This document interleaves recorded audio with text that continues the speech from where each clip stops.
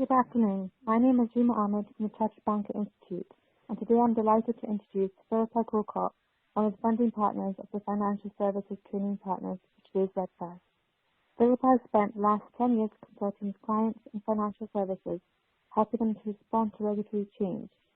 Formerly head of learning for Barclays Direct Channels, she brings to the role extensive experience of managing a major training function covering financial advice, mortgages and insurance.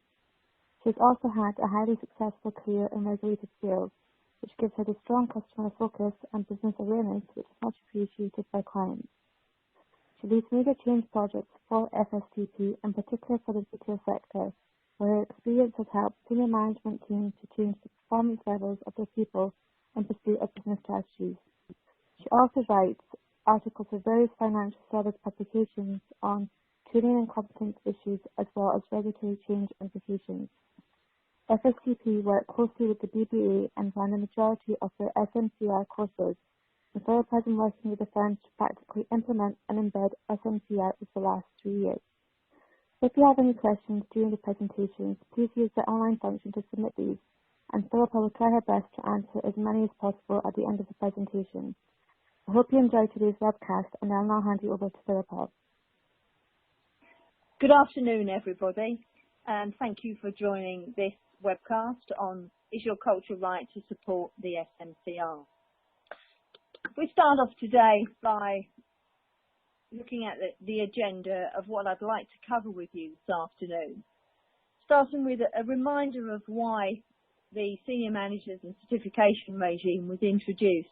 And it was really important to look at this because of the relevance to culture within your organisation. We'll look at a short part of it. Will be looking at what you've got in place now, what you should have in place already in terms of the Senior Managers Certification regime, and of course the relevance to culture. A bit of a sense check, if you like. Then we'll move on to look at what is the right culture. Is there a right culture? And I'll be asking a few questions when we come to that part. And looking at the examples of behaviour, both that support a good culture for embedding Senior Managers Certification regime, but also those that will undermine the right culture to support this really important new regulatory requirement. And then there'll be some questions to finish off with, rhetorical questions that I'm not expecting you to answer on this webcast today, but hopefully will help you to analyse whether the culture within your organisation is where it should be at the moment. And I'd like to start off with a question before we look at what we want to get out of today in terms of the learning objective. And the first question I would like to ask you is, do you believe that you have the right culture in your firm to support the Senior Managers and Certification regime? I'm going to start your voting in a moment, and so if you could press on the relevant buttons. So yes, you believe you do have the right culture in your firm to support SMCR, and B, you don't have. So if you could start your voting now.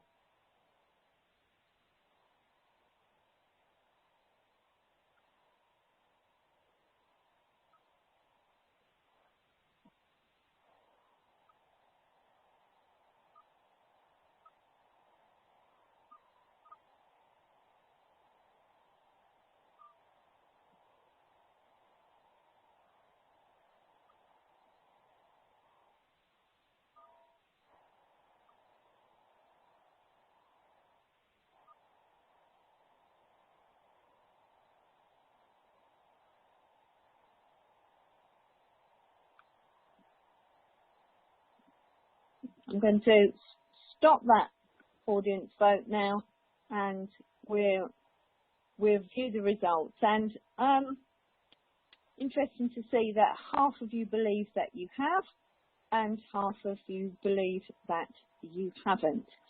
I will be asking the same question at the end of the presentation, and it will be interesting to see if the results change and in what proportion.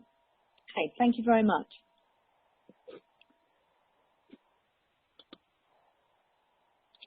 So I'm not going to go through the learning objectives. You can read those for yourself on the screen.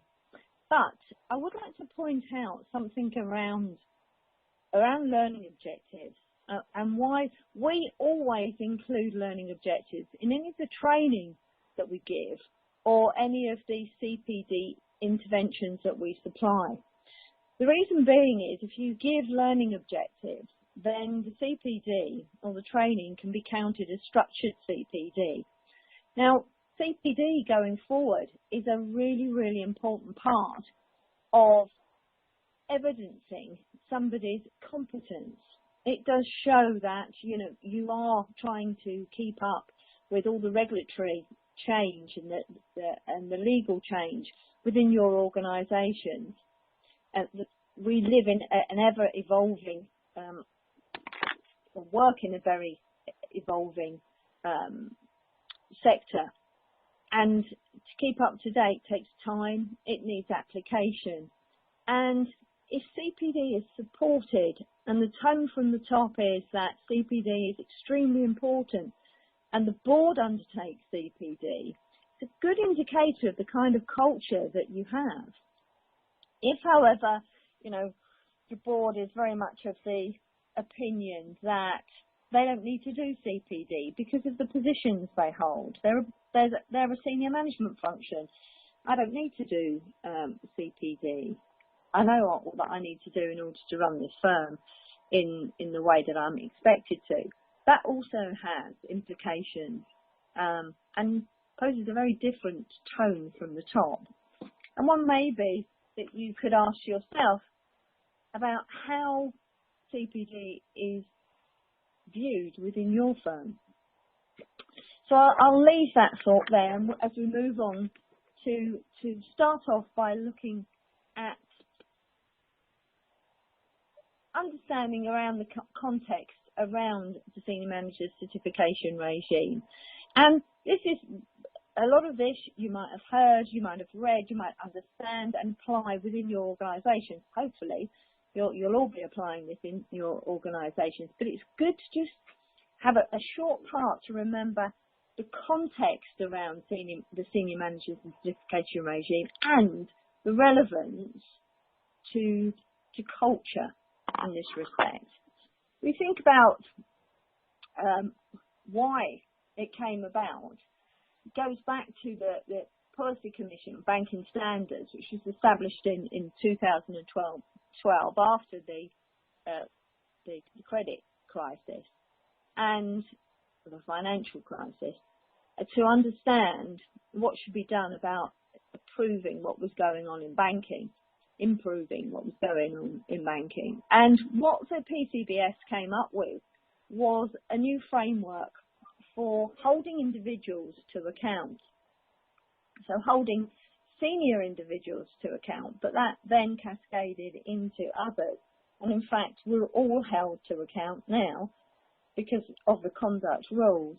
So they came up with a senior persons regime, which we now know as the senior managers regime, a certification regime, and a new code of conduct.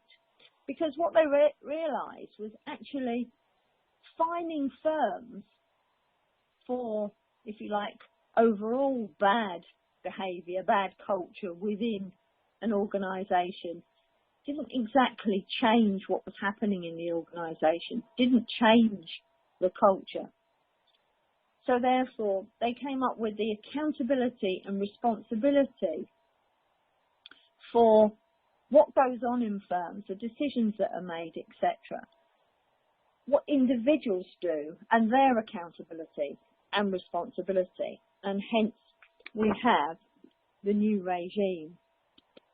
A new regime which has senior managers where they're held to account for what they do within organisations, how they conduct themselves, and the role that they've been employed to do.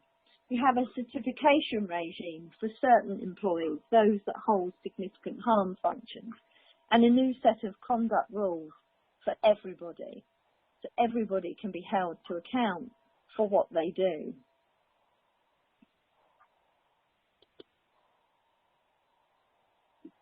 Let's just remind ourselves, the senior managers regime is individuals performing a senior management function specified by the FCA on behalf of, and the PRA, on behalf of a relevant firm, whether they're physically based in the UK or overseas. And when we're talking senior managers, it's about their conduct at all times, not just 9 to 5 or whenever they start and finish their working day, but it's, 24/7. It's about how they conduct themselves at all times, what they do within their role, internal to the working organisation and outside. One of the things that a senior management function has to satisfy is that they are of good repute. That's all part of fitness and propriety. So, that senior managers are responsible for the culture. Culture comes from the top. Now, there have been instances where the FCA has asked firms to replace all of their board because they didn't deem the senior managers to be the type of people, either their expertise, their experience, their knowledge, their acumen, their behaviour, their character was not that expected by the FCA to run the firm in the way that the FCA expected to do. And the culture was so entrenched with all the board members that the only thing to do for that firm to carry on operating was to change the board. One of the phrases that's used quite a lot, and the FCA have used it themselves, and it nicely describes, I believe, culture, although the image is not too nice, is a fish rots from the head down. So if the senior management aren't behaving in the way that's expected, don't expect the rest of the firm to behave in the right way. And therefore, don't expect the right culture to be in place to embed what the regulator expects from the firm in terms of culture.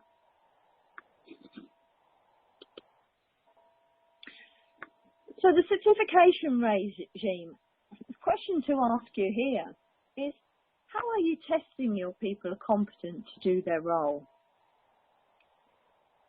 Well, as organisations, we've been conducting appraisals and giving people ratings for how they do their job for a long, long time. So, appraisals are an assessment of the behaviours that you expect. The FCA are looking for firms to have a very robust approach now in ensuring people are competent to do their job. If you think about the CF31, the Customer Function 31, when the certification regime came about, it's no longer required to register those people that give investment advice in banks and building societies. So it's very much down to the firm to ensure, as a significant harm function, those people are assessed as being competent and fit and proper to do their job. Now that means that you've got to have the relevant standards in place and assess people against those standards. It's no longer a situation where a line manager can say, yes, I believe that person is competent to do their job and I would rate them at an A or a B. You've got to prove that people are competent. You've got to have evidence. You've got standards to assess them, and you've got to train your people in the right way to assess.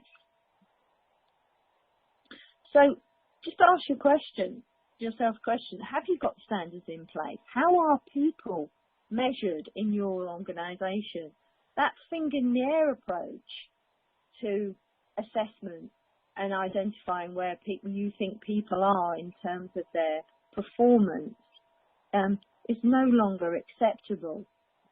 Appraisals should be weighed up between how people do perform, but very much on the equal side of this is, do they do it in a competent manner?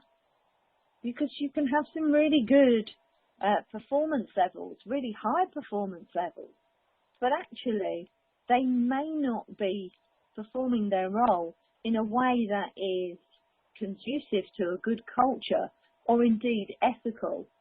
We've all worked in organisations where actually, because that person is bringing in lots of money into the organisation, they're good at doing business. We don't question how they do it.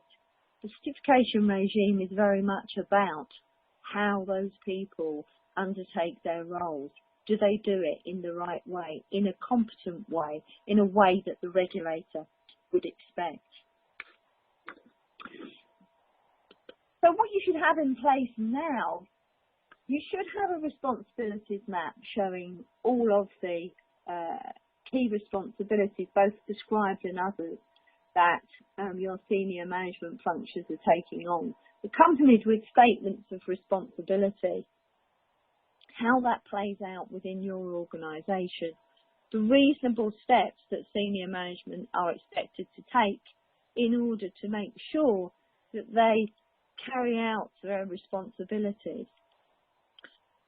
Are there up-to-date policies, procedures, systems and controls that they can work to and align what they do? Is there a handover process in place? So if somebody leaves the organisation that's a senior manager, is there a correct handover process for the person that comes in to undertake that role? We've already talked about a robust certification process. If the regulator came in and said, right, how do you assess your people are competent to do their jobs? You'd not only have a process that you could show them on paper, but also how that works in practice. What's the evidence that you've got to support that you carry out that process in the right way? Fit and proper checks to understand that your people are the right people to undertake both a senior manager's role and also a certificated role. Well, what checks are you carrying out on your people to see that they have integrity, that they are financially sound, and that they are competent to do their job? And then conduct rules training. I'm sure that you've all now trained everybody within your organisations on the relevant conduct rules and what that means, particularly in the role that they undertake. And a culture. You should have a culture that supports senior management certification regime, and that's what this presentation today is all about, is starting to ask yourself the questions, can you categorically say that you have, or do you need to amend things within your organisation that affect the culture within the organisation? So I'm not saying that you will have the definitive answer by the end of this presentation, but you will have a number of questions to ask yourself to clarify whether or not you have the right culture in place. I'm sure if any of you are interested in the wider aspect of culture, you have come across a gentleman called John Cotter. And John is smattered throughout this presentation because his research and his findings are very relevant to to financial services.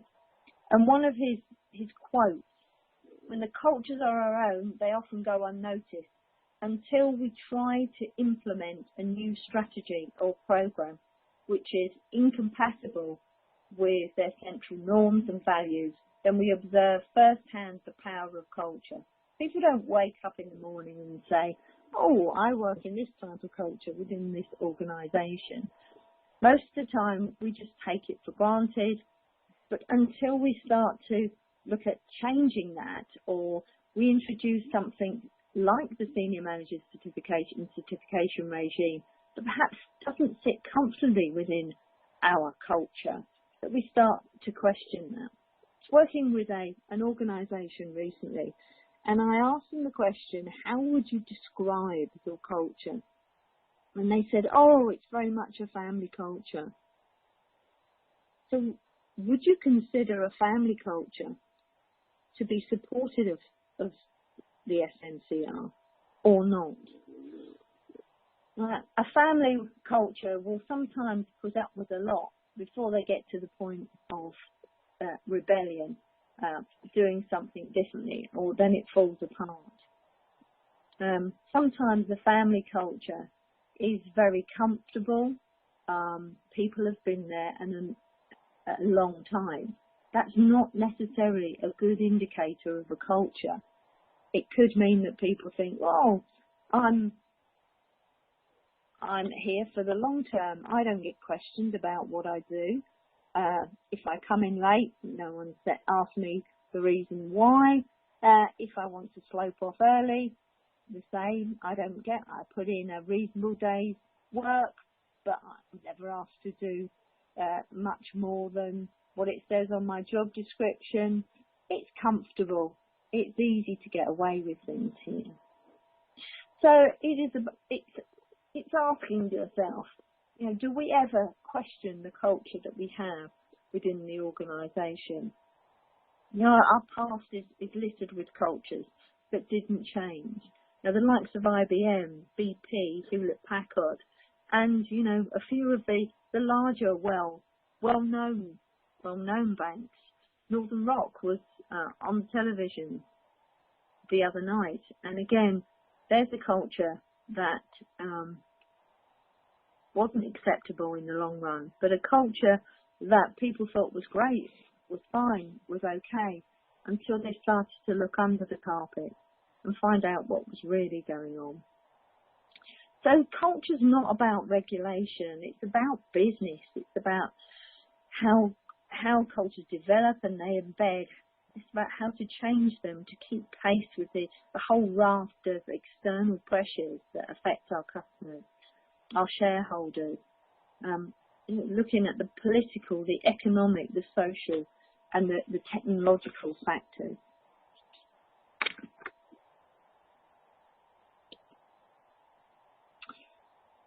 Whatever the firm's culture, it is, the prevailing ideology that people carry in their heads, the sense of identity. It's, you hear it often, it's the way we do things around here.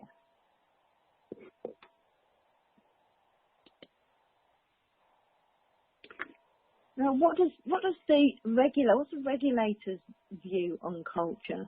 This is how they describe culture. Culture is a set of shared values and norms that categorise a particular organisation, the mindsets that drive behaviours in firms. Now, behaviours equal culture. The way people behave is culture within the firm. There is a clear link between poor culture and poor conduct, and the industry must continue its work to achieve and embed cultural change. That is a direct quote from the FCA Business Plan for 2018. And, the focus has been on culture within the FCA's business plan and the risk outlook for the last 3 or 4 years. Definitely that they are looking at the culture and how culture plays out within your organisation.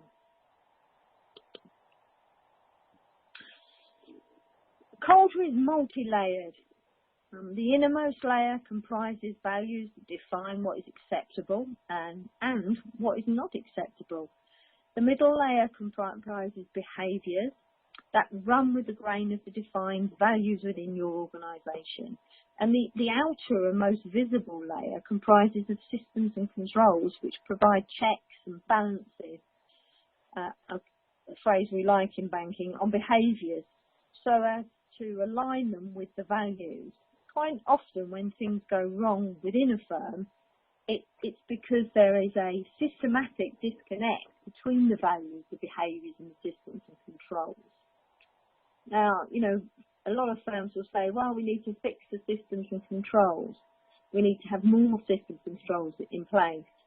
That's not usually sufficient to change or make any dynamic, have any dynamic effect on the culture within firms. The elements that create a culture are those elements that you see on the screen. If we put each one of those into focus, you can see how culture and how working practices stem from each of them. For example, if a firm has a leader who is very aggressive, where mistakes are not tolerated, this leads to a culture of perhaps some secrecy, where individuals are not prepared to put their heads above the parapet when they know something is wrong. On the other hand, where you have an organisation that clearly lays out at every level what is expected of each individual in each job role and makes a distinction between performance requirements of new starters all the way through to experienced team members, this tends to help people become more effective in their roles as they are absolutely clear on the standards expected of them. Now, if you think about it, those in the certification regime, you know, they have to have a set of standards to work to and that they are assessed against, and they know what they are. And therefore, that clearly will affect what they do and how they do it. Where you have a strong executive team with a strong management belief that a clear vision is extremely important on how they want to run and manage the business, and they instill in their workforce that ethical ethos, it all helps to create the right culture. For example, if when you're designing products and services for the end consumer, the CEO said, right, if we're not comfortable selling that product or selling that service to your own mum, dad, brother, sister, then we shouldn't be selling it at all. They have, in that instance, they've set a clear statement about the culture of how they want to operate within their chosen market. Corporate glue is about investing in people through training and effective communication. And a little bit later on in the presentation, we talk about how using the right language with people about culture is very important. It's about making sure, corporate glue is about making sure that everyone is singing from the same hymn sheet. Forward-thinking, proactive businesses that focus on the long term, give the message to their staff, they're in it for the long haul. And again, this adds to the culture of the organisation. We're here to stay, and we want to do things in the right way so that we can stay. And last but no means least is success. You know, a business that is clear about what success means to it and how it will be measured will be making a cultural contribution. If it succeeds at all costs, that's one thing. If it succeeds but only if it's with the right products, the right processes and the right competent people, well, that's another entirely.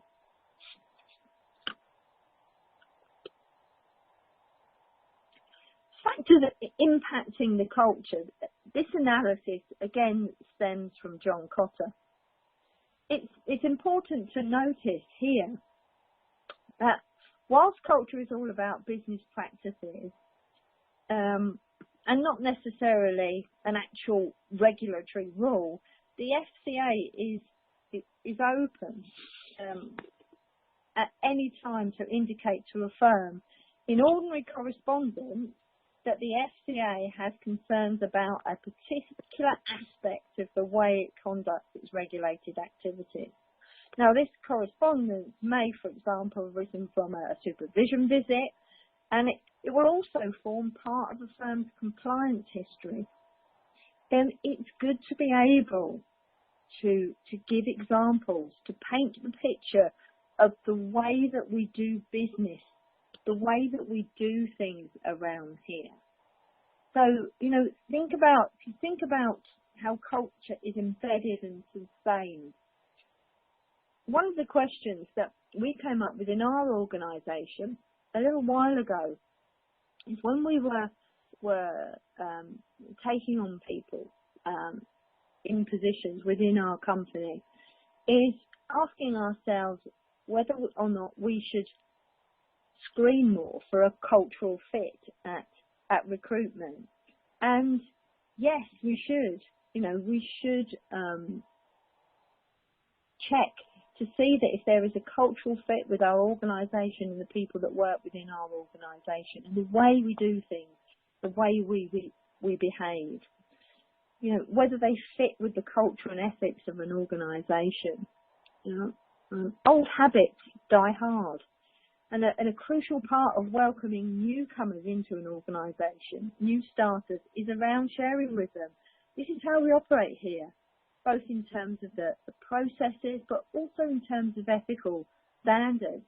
And I think a lot of this has gone by the wayside because firms don't necessarily have a formal induction anymore.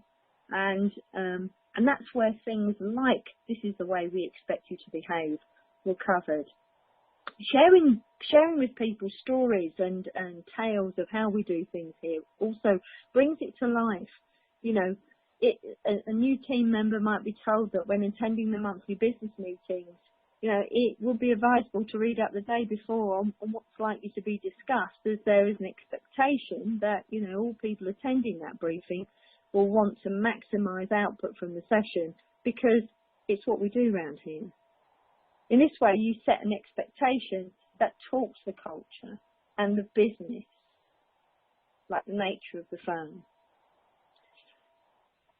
We talked about the tone from the top, and we talked about that the fish rots from the head down. Management repeating key values cannot be understated. People take their lead from the top. If they don't see the culture and the values being demonstrated by their manager, then it is unlikely that they will replicate it. So, you know, for example, if a manager regularly either turns up past their start time or leaves before their finishing time for no good reason, it starts to set a culture that says it's okay to do that round here. In terms of reward, if sellers are rewarded for the achievement of goals but are not penalised when the sales are known to be poor, they don't do the right ID&V, for example, the right risk checks, and it says that's okay. You know, we don't have to worry about the quality of the business we're doing. When undertaking conversations with the regulator, it is key that management are able to demonstrate through those stories the things they do, like the examples that I've just given, that demonstrate the fit-for-purpose culture within the organisation. And if you're up for a supervisory visit, it's always good for those good culture stories to be refreshed, to be brought up to date, to make sure that, you know, if the regulator asks, you have a good story to tell. Because the FCA believe, you know, that culture failings are the root cause of many issues. If you look at enforcements, if you look at people that have been banned from carrying out their role, a lot of it really does stem down to the culture within firms, the behaviours within firms. The FCA will look at the strategies and the policies. Are they aligned to expected culture? What are the incentive structures and the performance management within the firm? Do they support good ethical behaviour? Do they support a good culture which doesn't incentivise bad behaviour? And we've only to look really at, you know, previous fines for things like PPI mis-selling and the setup in some of the firms, the incentives in some of the firms to sell PPI at all costs. And if they didn't achieve their targets, then actually they could lose as much as £15,000 in pay. Of course, people are going to behave in a way that doesn't necessarily substantiate good culture, because if they're frightened of losing £15,000 of their salary, it will ensure that they are going to sell at all costs, whether it's right or wrong to the end consumer. Leadership and accountability. We mentioned leadership a lot through this presentation, and again they look at the quality of the leadership and where the accountability sits. And with the senior managers and certification regime, it's far easier now to pinpoint the accountability, pinpoint an individual's accountability for what has gone wrong within an organisation. There's a very keen focus on the governance and oversight as well within an organisation. So how the board performs as a board. And the PRA are very keen for firms to do board evaluations to understand how the board works as individuals and collectively, to give that oversight and that governance that's required to run a good culture within a firm.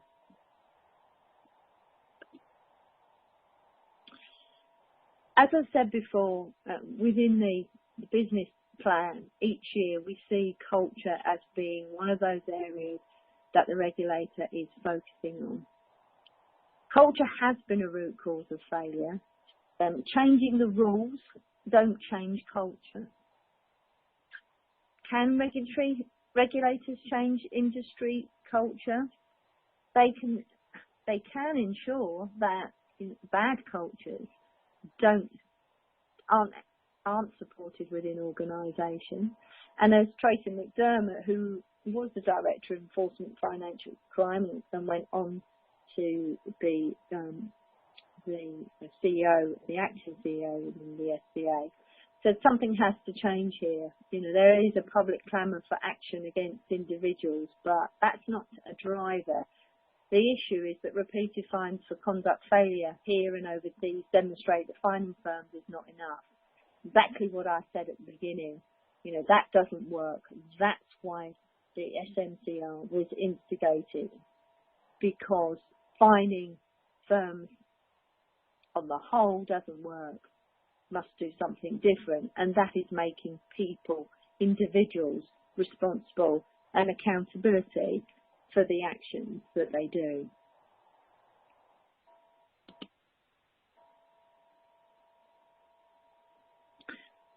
Conduct, culture, two sides of the same coin, as Tracy's gone on to say again. Conduct risk relies on cultural change, and it can't happen without that.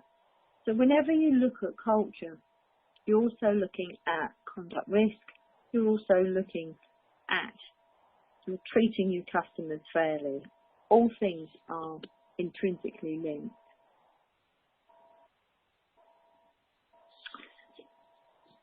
The FCA's ambition for the conduct element of culture, and that's what we're primarily dealing with in this presentation, is that the mindsets and incentives will shift to make doing the right thing for consumers the primary consideration.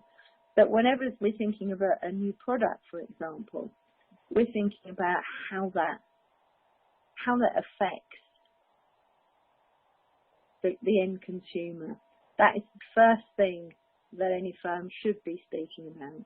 It's about also how do the leaders within the organisation, how do the senior management functions encourage that culture of personal responsibility, of putting those customers first. It's only a strong conduct culture which will build that consumer trust, which is required in the financial services sector. So I don't believe we are there now. There's still some way to go, but I do believe that the senior manager certification regime, if it is done in the right way, will establish a culture of accountability, and it will change the unacceptable culture in some organisations.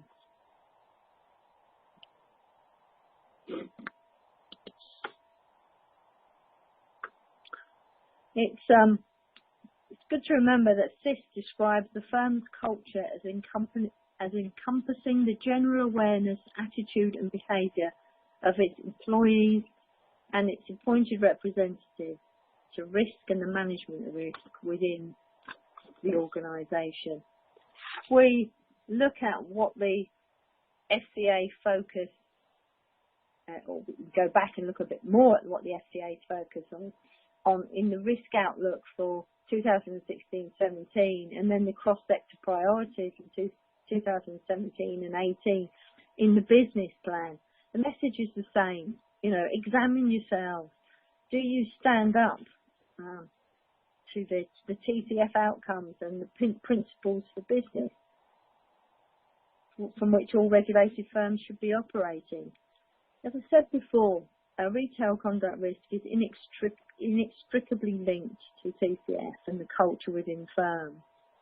So let's move on now to look at organisational culture and how it affects the way firms operate.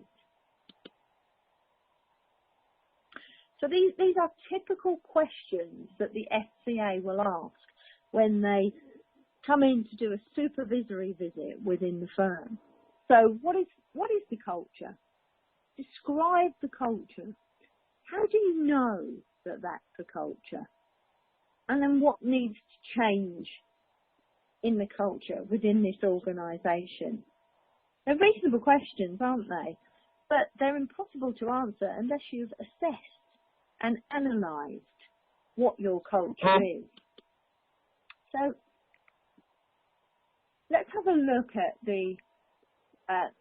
some of the indicators and the adverse indicators of perhaps where your culture isn't what the regulator expects to support the senior management certification regime.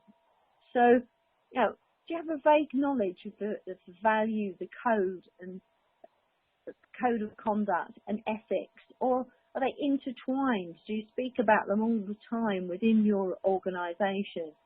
If somebody was to ask you, what are the values of your company and how are they aligned to the code of conduct? Is there a mention in the minutes of the impacts on clients, on consumers, of any of the decisions that either committees or the board makes? Is the focus totally on financial results within the firm? Is there a sort of a vagueness around remuneration? People are unable to articulate why the remuneration policy supports the culture and prevents conflicts within the organisation. And here we go back to appraisals as well. You know, if people aren't assessed in a clear way against a set of standards, that can cause all kinds of conflict within organisations, because if people are assessed because of their personality and the way that they get on with their line manager, as opposed to how they do their job or whether they do their job competency, that can have a major impact on, you know, how people behave, both to each other and just in general. What are, you know, people's limits on the personal powers? What decisions can they make without consultation? An understanding of what's the remit of the board and committees, what do they do? If they're unable to provide any examples of all of those things and of culture in action, then it calls into question the actual culture within the firm. And it would be no surprise if the regulator looks into deeper things within and other things and other areas within the firm, because culture is fundamental to how the firm behaves and conducts itself along the regulatory requirements. So there are two SMCR requirements that are very relevant that look at culture. So prescribed responsibility I, So who is the senior manager within your firm? This one is usually allocated the chairman, who has responsibility for leading the development of the firm's culture by the governing body. And who holds prescribed responsibility H? The responsibility for overseeing the adoption of the firm's culture in the day-to-day management of the firm. It's usually allocated to the CEO. I've worked with some excellent CEOs in my time in financial services, but I've also worked with some CEOs that actually let themselves down and the firm. And a great example of this is when I've been doing a lot of work on TCS a few years ago with a particular firm, and I was invited to their Christmas festivities, and in the day was very much looking at what had been achieved during the year, and there was a mention of TCF and the good work that had gone on and how important it was and how it supported the customer journey, etc. And I thought, that's great, that's a really good message to put across.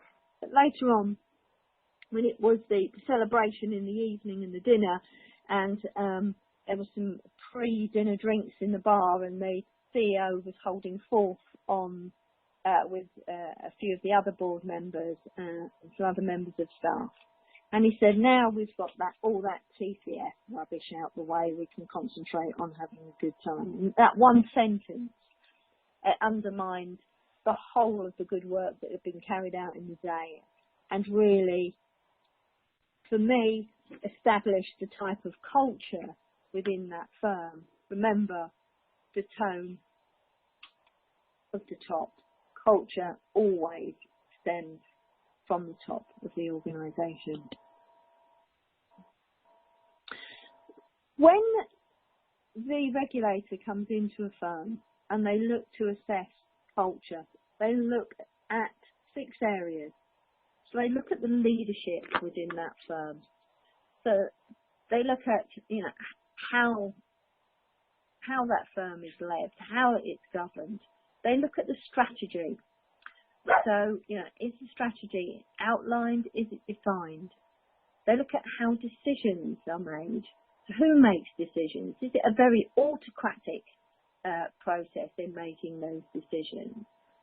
How is that decision then communicated out to the rest of the organisation? What risk controls are there? What risk controls are there around people in the organisation?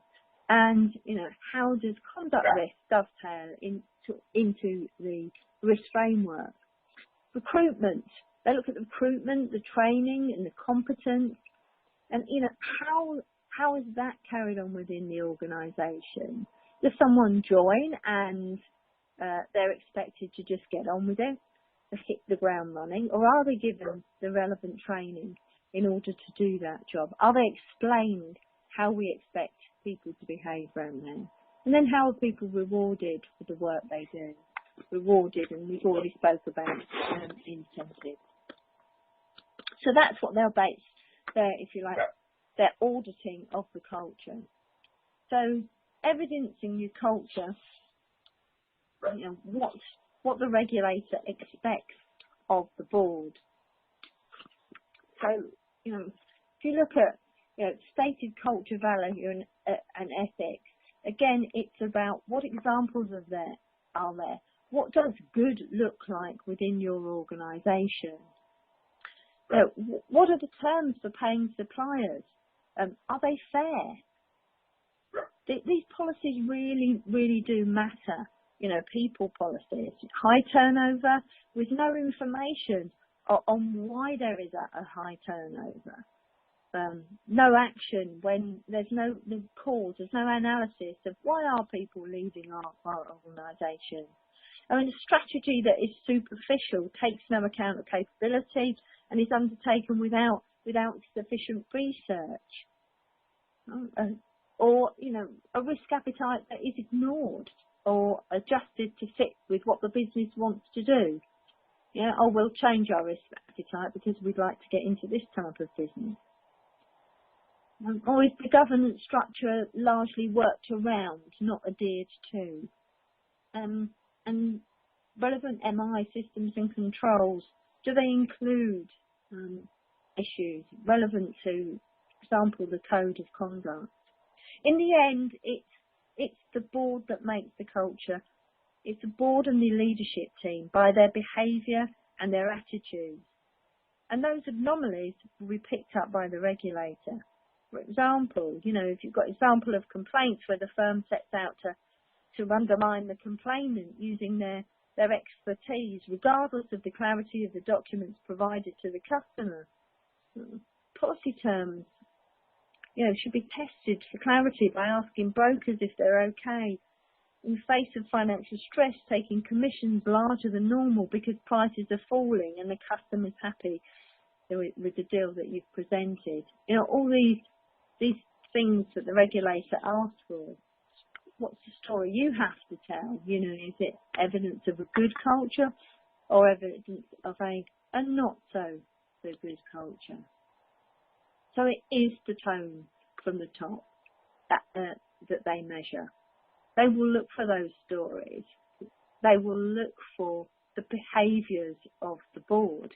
And again, going back to why the senior managers regime was introduced, because they want to be able to pinpoint those behaviours, that conduct that is not acceptable, and root out those people within financial services so they can't practice, they can't earn money from doing the wrong thing. So they look for narratives which explain how a firm is going to be successful, but aligned to doing the right thing, operating in the right way, and the organisation's capabilities, the people's capabilities, what they can do, and how they're assessed as competent is very much a key factor. And Christine Lagarde, I think it's always useful to show this slide, because she has actually said we need a financial system for the 21st century. What does she mean by that? Where culture is taken as seriously as capital, and where the ethos is to serve rather than rule the real economy. So this here, tone from the top, aligned to the vision and values, results from clients and staff survey, appraisal processes we've mentioned, firms' planned responses to the senior managers regime. There is an explicit link between the code of ethics to behaviour, how we remunerate people and how we train people.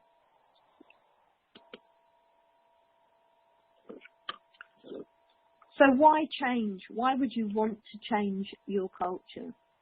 You want to change your culture to support the senior manager certification regime, not only from, in case we get caught out by the regulator, because it is the right thing to do. Look at the stabilising and destabilising factors as per one of the previous slides. Look at the leadership within your organisation. Look at how people are rewarded. Are they rewarded just on performance, and it doesn't matter how they bring in that business? And the internal and external communications. Do we tell the outside world one thing, but we behave differently internally? And this is just a model here. So if you need to change your culture within your organisation, a route to doing it, and it's quite self-explanatory. So I'm not going to take you all the way through that. But there's different steps to changing the culture within your organisation. And if you're communicating a culture change, first of all, you've got to know what culture you have already. So you've got to do that analysis. You've got to look at people's behaviour. You've got to ask whether it's acceptable. Understand how people think about change. Not everybody thinks about change in the right way. Listen to how they describe change, and then look to match their language. Do people talk about change, and do they understand it in an audio way, in a visual way, or are you going to have to get people to feel it? So, NLP is a whole other presentation, but it's important that when you communicate what you want to change, you change it in the right way, knowing the culture that you want to embed within your organisation. Coming to the end of the presentation, and I've left you with a series of questions just to ask yourselves and perhaps put out to your organisation to see what answers you get. Do the staff within the organisation really understand how they're impacted by the senior managers and certification regime? Have we defined our culture? Do people know what we expect? Do we inspect what we expect? If you tell people that you expect them to behave in a certain way, do you monitor that? Do you measure it? Is there any consequence management? If they don't behave in that way, do your senior managers lead by example? Do you check for a culture fit when you recruit? And do all your senior managers understand the importance of delegation? Because that comes under one of their senior manager conduct rules, under Conduct Rule 3. Do you need to change your culture?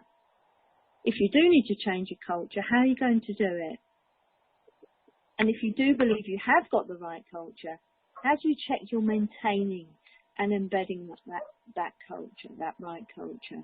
There are a number of questions, and they're all rhetorical, but it may be useful to ask the rest of your organisation. I'd like to go back before we finish to that question that I asked you right at the beginning about, do you believe that you have the right culture in your firm to support SMCR? And it will be interesting to see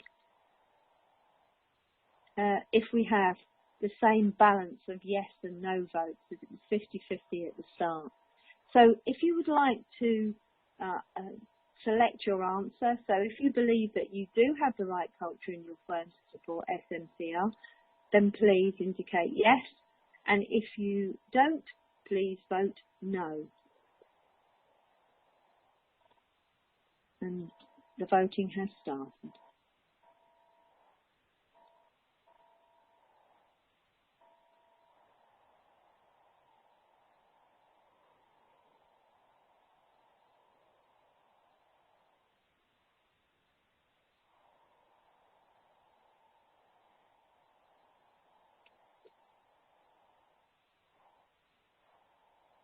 I don't know if there's a problem with the audience voting. Just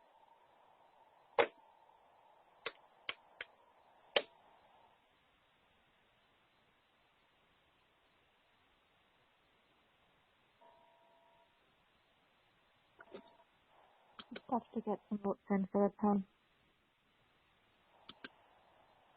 Pardon? Just have to get some votes in. I have one vote. So whether some people don't know or Repeat the difficult question. to answer after the presentation. So we'll just repeat the question for the audience. Do you believe that you have the right culture in your firm to support SMCR? Select A for yes or B for no.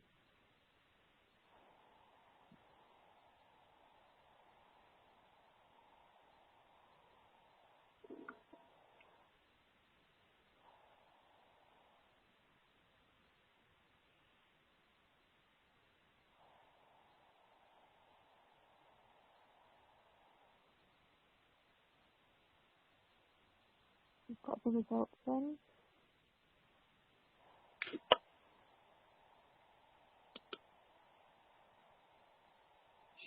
And we have it's moved to 100% to people saying that they have got the right culture, which is very reassuring.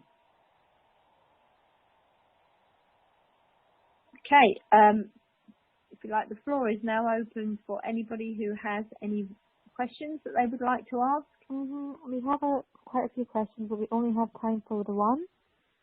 Okay. So one of the questions that come through is, are there any specific areas regulator focuses on more in relation to culture? Yes. If you look at one of the slides, it's got on there these 6 areas that the regulator will look at in terms of culture. So they will look at leadership, they will look at recruitment and training, they will look at decision making,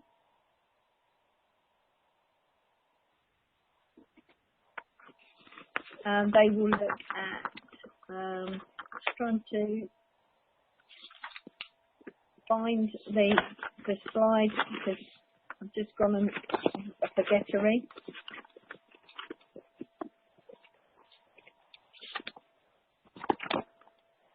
So they'll look at leadership as expected, recruitment, training, competence, as I've said, decision making. They'll also look at strategy. They'll ask about the strategy and how that supports culture, the right culture. They'll look at reward as well, because that's a key indicator. And they'll also look at the risks, especially around people risk.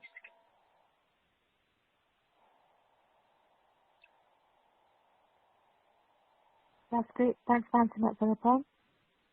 Okay. Unfortunately, we won't have any more time for questions. Therefore, I'd like to take this opportunity to thank Philippa for providing such an insightful webcast, and of course to our listeners as well.